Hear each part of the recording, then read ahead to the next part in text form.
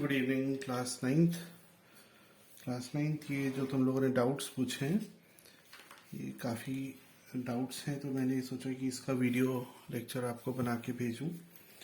तो अपने अपने डाउट्स आप लोग देखिएगा। तो ये प्रथम मैं सबसे पहले तुम्हारे डाउट के साथ क्लास स्टार्ट कर रहा हूँ। आपको अपना क्वेश्चन तो पता ही है, ग्रुप में भेजा है, सब लोग पढ़ लीजिएगा। यहाँ पर एक क्यूबॉइड दिया है प्रथम, इसका length breadth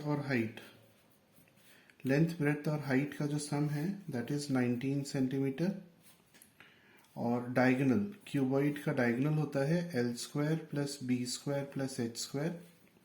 this is given 11 centimetre. ठीक है। Now what you have to find out, you have to find out the surface area of cuboid. तो क्यूबॉइड का सरफेस एरिया होगा 2 bracket L B plus B H plus H L. अब ये हमें find out करने के लिए formula इसमें लगाएंगे, L plus B plus H whole square equals to L square B square plus H square plus 2 L B plus B H plus H L. ठीक है। Now L plus B plus H हमें 19 दिया है, तो 19 का square is 361 and L square plus B square plus H square 11 का whole square यानी 121। ये अंडर रूट जब राइट हैंड साइड में जाएगा तो स्क्वायर हो जाएगा, plus 2 L B plus B H plus H L. 121 minus हो जाएगा, देन 2 से डिवाइड देने की जरूरत नहीं है क्योंकि सरफेस एरिया में 2 आता ही है। ठीक है। चलिए, तो ये आपका पहला डाउट मैंने लिया प्रथम का। और किस किस बच्चे के डाउट हैं, सब लोग अपने अपने डाउट्स एक बार पढ़ने के बाद ही देखिएगा ताकि क्वेश्चन आप लोगों को समझ में आ जाए। सेकंड, यहाँ पर मैं मिष्टी तुम्हारे डाउट के साथ सेकंड क्वेश्चन ले रहा हूँ। क्वेश्चन आपने पूछा है बेटा मिष्टी कि ट्राइंगल एबीसी में, क्वेश्चन नंबर 2, ये देखिए ट्राइंगल एबीसी यहाँ पर दिया हुआ है। ट्राइंगल एबीसी में डी और ई 2 पॉइंट्स दिए हैं, ये डी और ई, ये 2 पॉइंट्स दिए हैं साइड ए बी पर, और such that A D is equals to D E is equals to E B, ये हमें गिवन है। और डी और ई से बी सी के पैरेलल हमने लाइन्स ड्रॉ करी हैं जो कि यहाँ पर ए सी को एफ और जी पर इंटरसेक्ट कर रही है। अब एफ से ए बी के पैरेलल हमने लाइन ड्रॉ करी है, ये देखो डबल एरो बना रहा हूँ, और जी से भी हमने ए बी की लाइन पैरेलल ड्रॉ करी है, ये देखो ये डबल एरो बना रहा हूँ, ये एम और एन पर इंटरसेक्ट कर रही है। ठीक है। अब हमें प्रूफ क्या करना है, हमें प्रूफ करना है इसमें कि B M equals to M N equals to N C. बहुत ध्यान से देखिएगा, काफी इजी क्वेश्चन है। इस क्वेश्चन को करने के लिए मैं यहां पर इक्वल इंटरसेप्ट थ्योरम यूज कर रहा हूं। इक्वल इंटरसेप्ट थ्योरम आपके मिड पॉइंट चैप्टर में दी हुई है। इक्वल इंटरसेप्ट थ्योरम कहता है कि if three lines are parallel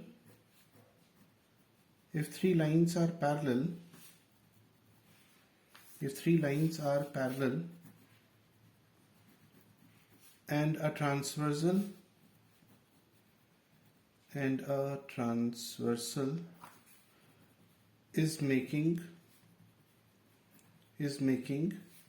equal intercepts, then any other transversal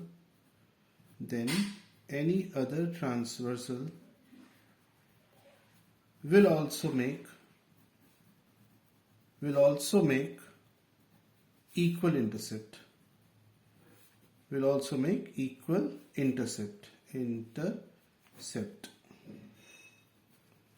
इसका मतलब ये हुआ मिष्टी कि अगर 3 लाइंस पैरेलल हों, जैसा कि आपको दिख रहा है डी एफ ई जी और बी सी, लिख के समझाता हूं। जैसे कि आपको दिख रहा है डी एफ पैरेलल है ई जी के, पैरेलल है बी सी के, and if one transversal is making equal intercept. अब ये जो ट्रांसवर्सल है ए बी, अगर ये इक्वल इंटरसेप्ट काट रहा है and A D is equals to D E, is equals to E B. तो जो दूसरा ट्रांसवर्जल है ए सी वो भी इक्वल इंटरसेप्ट काटेगा, यानी कि ए एफ इक्वल होना पड़ेगा एफ जी के और इसको इक्वल होना पड़ेगा जी सी के। ठीक है, समझ में आई बात। अब यही थ्योरम एक बार फिर से लगाएंगे। अब की बार हम पैरेलल लाइन ले रहे हैं A B. Similarly A B is parallel to F M and it is parallel to G N. Okay, और एक ट्रांसवर्जल आपको दिख रहा है इन तीन पैरेलल लाइंस पर। ए सी जो ट्रांसवर्जल है वो इक्वल इंटरसेप्ट काट रहा है, जैसा कि हमने अभी पहले प्रूफ किया। ठीक है ना, ये जो हमने प्रूफ किया अब हम इसका यूज कर रहे हैं। ठीक है मिस्टी, अगर एक ट्रांसवर्जल इक्वल इंटरसेप्ट काट रहा है तो जो दूसरा ट्रांसवर्जल है, दूसरा मतलब अब की बार बीसी, ये देखो इन तीन पैरेलल लाइंस पर ये बीसी ट्रांसवर्जल का काम कर रहा है, काट रहा है। ये देखो आगे बढ़ा दो तुम्हें लगेगा कि ये ट्रांसवर्जल है, तो जो दूसरा ट्रांसवर्जल है वो भी इक्वल इंटरसेप्ट काटेगा। ठीक है, ये हो गया आपका प्रूफ। तो ये मैंने दो डाउट्स आपके लिए, प्रथम और मिष्टी, पेज नंबर 1। नेक्स्ट क्वेश्चन पर आऊंगा।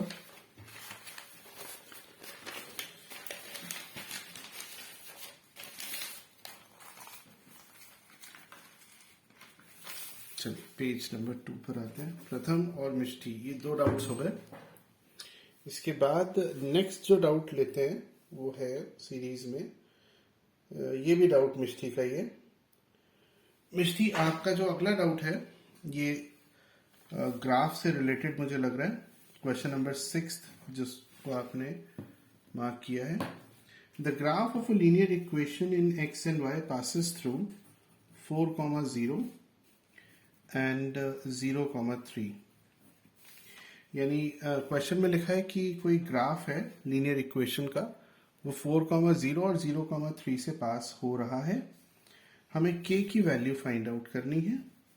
अगर ये लाइन k, 1.5 से भी पास हो रही हो तो ग्राफ बना लेते हैं बेटा इसका। ये देखो, ये हमने इसका ग्राफ बनाया 4,0 1 2 3 4, ये हुआ 4,0 और 0,3 1 2 3, ये हुआ 0,3। तो ये हमने ज्वाइन कर दिया इन दोनों को, सिंपल।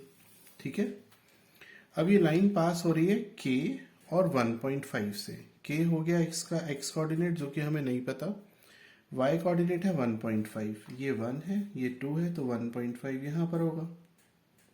ठीक है, अब 1.5 से एक लाइन ड्रॉ करो जो इसको यहां कट कर रही है और इस पॉइंट P मान लेते हैं, इससे यहां पर एक परपेंडिकुलर ड्रॉप कर दो बेटा। अगर ये 2 पर काट रहा है तो इसका मतलब है k की वैल्यू 2 है, ये ग्राफ से पता चलेगा। अगर ये मान लो इधर आपको लग रहा है 1.8 है, ग्राफ से एग्जैक्ट पता चलेगा, तो k की वैल्यू 1.8 हो जाएगी। दैट्स इट, इतना आसान सवाल है। ठीक है, समझ में आया बेटा? मुझे फीडबैक जरूर दे देना मिष्टी, सभी बच्चे जिन जिन के डाउट्स होते जा रहे हैं, और बाकी सभी स्टूडेंट्स भी इन क्वेश्चंस को रीड जरूर कर लीजिएगा। इसके बाद बात कर रहे हैं प्रगति से।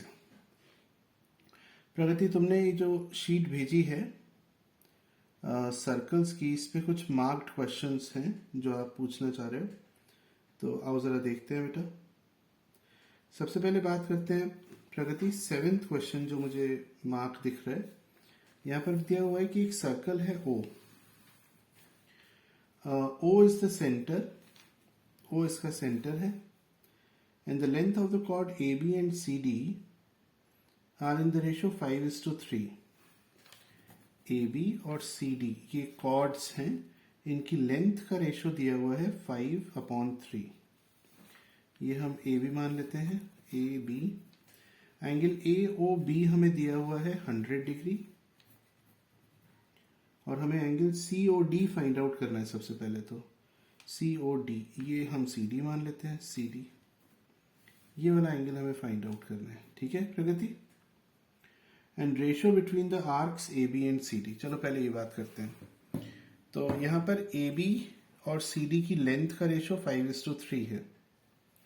अगर AB और CD इन कॉर्ड्स का लेंथ का रेशियो 5:3 है तो इनसे जो एंगल सबटेंड होंगे वो भी 5:3 के रेशियो में ही होंगे। यानी एंगल AOB और एंगल COD का रेशो भी 5:3 होगा। एंगल AOB दिया हुआ है 100, एंगल COD कितना सिंपल हो गया, देखो आंसर भी आ गया एक लाइन में, COD आ गया हमारा 60 डिग्री। फिनिश। और सेकंड पार्ट में प्रगति आपसे पूछा है आर्क AB और आर्क CD का रेशो।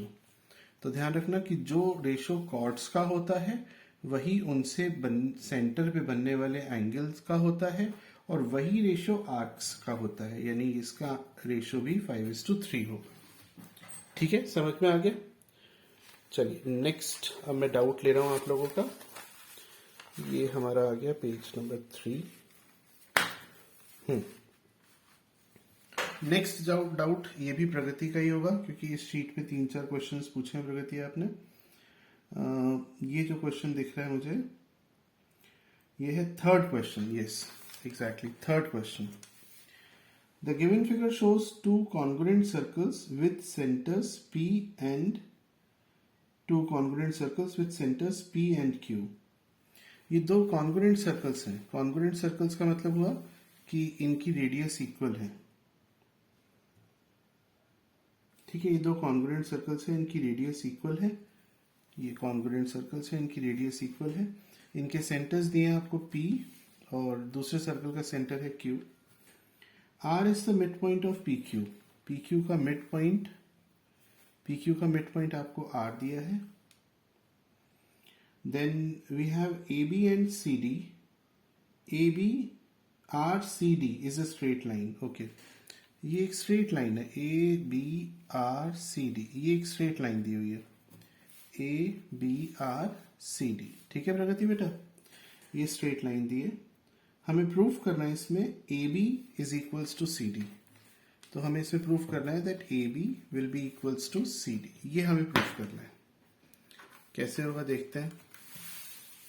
इसमें एक बार फिर से बता दूं गिवन क्या है। इसमें जैसा कि लिखा हुआ है कि ये दोनों सर्कल्स कॉन्ग्रुएंट हैं। कॉन्ग्रुएंट मतलब इनकी रेडियस इक्वल होगी, और हमें प्रूफ करना है that AB is equals to CD। आपने थ्योरम पढ़ी होगी that equal chords are equidistant from the centre.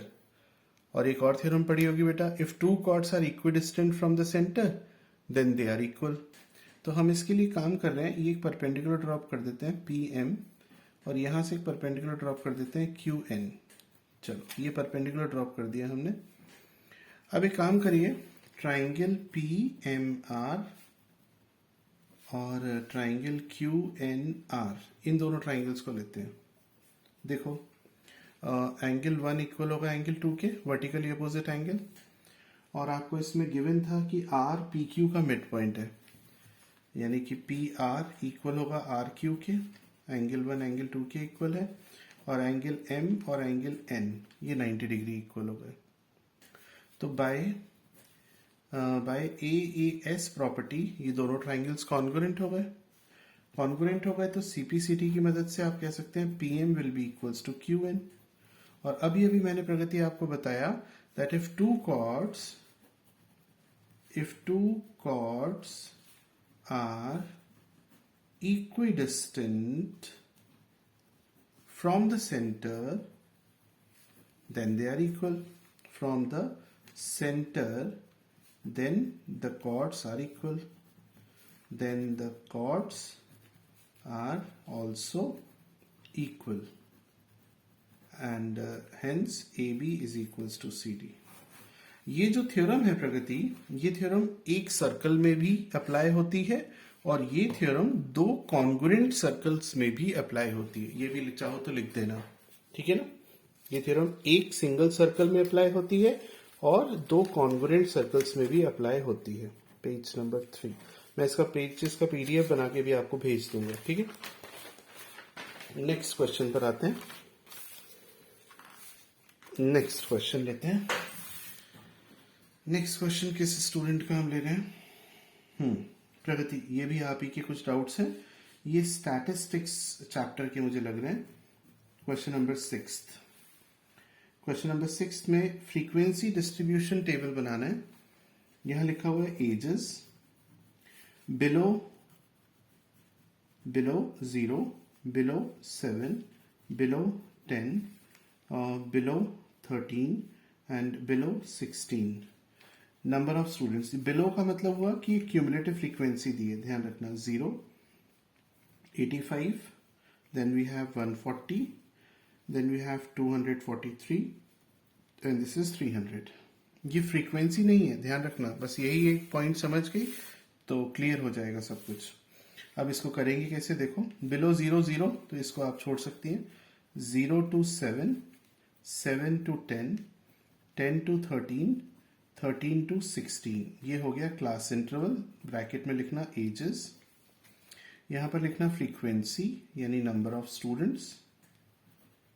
Cumulative frequency को भी नंबर ऑफ स्टूडेंट्स ही बोलते हैं और फ्रीक्वेंसी को भी नंबर ऑफ स्टूडेंट्स बोलते हैं. तो 0 to 7 का 85, 7 to 10 के लिए 140 में से 85 माइनस, 10 में से 5 किया 5 और 13 में से 8 किया 5, 55.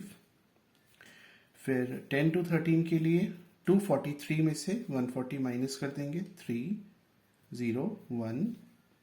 13 to 16 के लिए 300 में से 243 माइनस कर देंगे, 10 में से 3 किया 7, 9 में से 4 किया 5. ठीक है बेटा, तो ये हमारा इस क्वेश्चन का आंसर हुआ प्रगति. अब नेक्स्ट इसी शीट में जो मुझे दिख रहा है ये है शायद question number 5.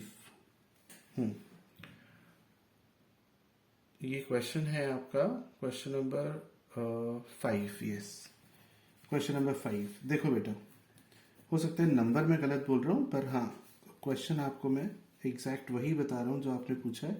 25 to 34, 25 to 34, then we have 35 to 44, 45 to 54, 55 to 64, 65 to 74, 75 to 84. Frequency यहाँ पर कुछ मिस की गई है इंटेंशनली और यहाँ कुछ क्यूमुलेटिव फ्रीक्वेंसी है 15, 28, डैश डैश 73 और डैश. अच्छा सवाल पूछा है, सभी स्टूडेंट्स देखना. सो पहली फ्रीक्वेंसी और क्यूमुलेटिव फ्रीक्वेंसी सेम होती है. देन अगर हम इसको ये 15 हो गया, अगर हम इसको x माने तो 15 प्लस x 28 होगा. 15 प्लस x 28 मीन्स x की वैल्यू आ गई 13, तो ये हो गया 13. ठीक है, फिर 28 प्लस 21, 28 प्लस 21 यानी कि 9, 2 प्लस 2 4, 49. ओके, फिर 49 प्लस 16 इस तरीके से लिखते हैं. 9 प्लस 6 15, 4 1 5 65. अगर हम इसको y माने तो 65 प्लस y दिस इज 73, तो y की वैल्यू आ गई 13 में से 5 किया 8, y की वैल्यू 8. एंड देन लास्ट में 73 प्लस 12, 73 प्लस 12, 3 प्लस 2 5, 7 प्लस 1 8, 85. ठीक है, so this is how you will complete this table. Next अगला डाउट क्या है, किस स्टूडेंट का है? तो नेक्स्ट डाउट जो है प्रगति, इस शीट के डाउट शायद हो गए हैं. ओके, एक हिस्टोग्राम का डाउट आपने पूछा है. हिस्टोग्राम आप डिस्कस कर लीजिएगा किसी स्टूडेंट के साथ, प्राची वगैरह के साथ. नेक्स्ट क्वेश्चन जो है वो शीट का ही है, अगली शीट का. शीट शायद मीन एंड मीडियन की है. क्वेश्चन नंबर 16 जो प्रगति आपने पूछा है बेटा, the mean of 5 numbers is 18. 5 numbers हैं, इनका मीन आपको दिया हुआ है 18. If one number is excluded, the mean of the remaining numbers becomes 16. अगर हम इसमें से एक नंबर हटा दें तो 4 नंबर्स बचेंगे और उनका मीन आपको दिया है 18. ठीक है, 18 नहीं 16. और आपसे पूछा है जो नंबर हटाया है उसकी वैल्यू क्या है. ठीक है, तो 5 नंबर्स का मीन 18 है. आपको फॉर्मूला पता होगा, mean is equals to summation X upon N. तो समेशन एक्स की वैल्यू आ जाएगी मीन इंटू एन. ठीक है ना, तो समेशन एक्स हो गया 18 इंटू 5 यानी कि 90. First equation. केस नंबर 2 में फिर से mean is equals to summation X upon N. अब 4 नंबर है तो समेशन एक्स हो गया same X bar into N. Mean को एक्स बार से डिनोट करते हैं x bar is 16 into 4 that is 64। तो देखो 5 नंबर्स का टोटल 90 है, 4 नंबर्स का टोटल 64 है। इसका मतलब जो नंबर हटाया वो क्या हुआ, वो नंबर हुआ 90 माइनस 64, 26। ओके, तो ये क्वेश्चन इस तरीके से होगा।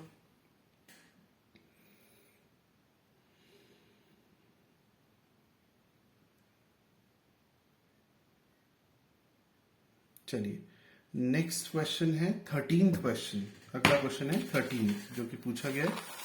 तो 13th क्वेश्चन देखिए जरा क्या होगा। 13th question,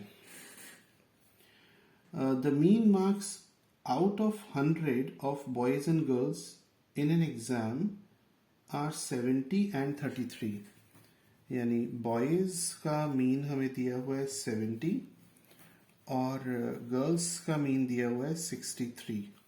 number of boys हम मान लेते हैं x और नंबर ऑफ गर्ल्स मान लेते हैं y। Number of boys and number of girls, ठीक है, ध्यान रखना। If the mean marks of all the students in the class is 71, यानी कि जो टोटल क्लास का मीन है वो 71 है। हमें बॉयज और गर्ल्स का रेशियो बताना है। तो देखो बेटा, फॉर्मूला हमेशा ध्यान रखना, समेशन एक्स का होता है एक्स बार इंटू एन। सबसे पहले बॉयज के केस में समेशन एक्स क्या हो जाएगा, 70 इंटू नंबर ऑफ बॉयज। फिर गर्ल्स के केस में समेशन एक्स का क्या फॉर्मूला हो जाएगा, 63 इंटू नंबर ऑफ गर्ल्स यानी वाई। और बॉयज प्लस गर्ल्स टोटल के केस में समेशन एक्स क्या हो जाएगा, मीन दिया हुआ है आपको 71 और टोटल बॉयज और गर्ल्स हो गए कितने, x प्लस वाई, क्योंकि x बॉयज है और y गर्ल्स है, ठीक है ना, x बॉयज है और y गर्ल्स है। अब बॉयज का टोटल प्लस गर्ल्स का टोटल यानी 70x प्लस 63y, इसको आप इसके बराबर रख दें, 71 bracket x plus Y. 71x में से 70x किया तो x, ठीक है ना, और 71 ये 61 है, माइनस में कैसे आ जाएगा फिर ये